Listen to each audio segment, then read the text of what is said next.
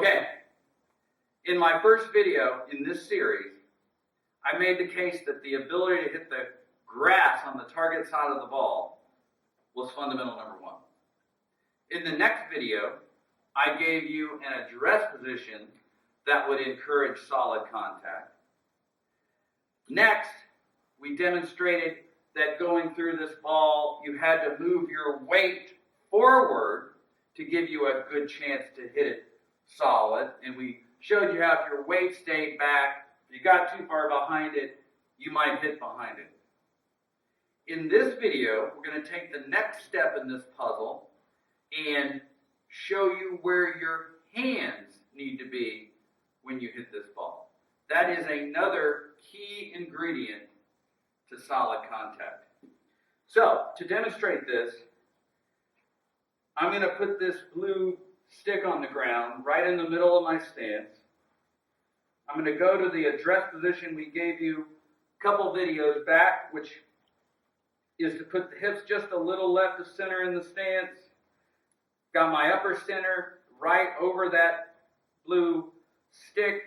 My hands are forward of the club, so the left arm and the shaft are in line. What that does at address, and it's by design, is that puts a little wedge or angle between the shaft and the right arm. Now, what the best players in the world do as they're going through impact with their arms pretty straight over here post-impact is that they are maintaining this wedge between the right arm and the shaft to both arms straight way over here beyond impact. What poorer players are doing, as a rule, if there's an angle here at address, they are releasing that angle like this.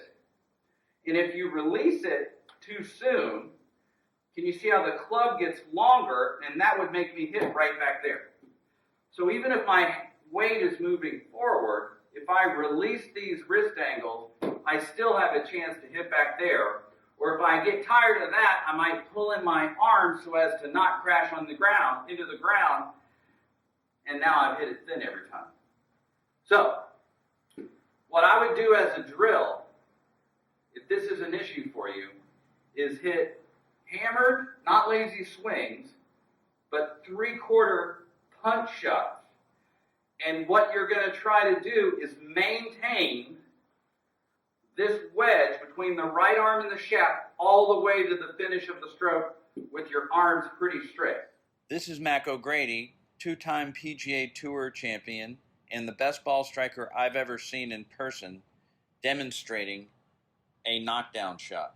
Notice at the finish of his swing how his lower body weight is pushed forward, his body spine is extended, both arms are straight, and notice how the club has not recocked.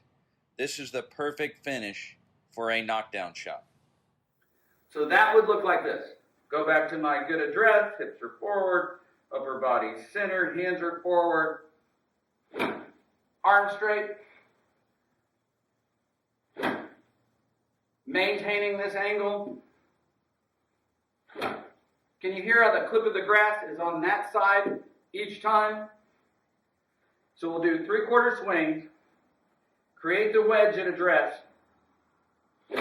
maintain it with straight arms over here going through.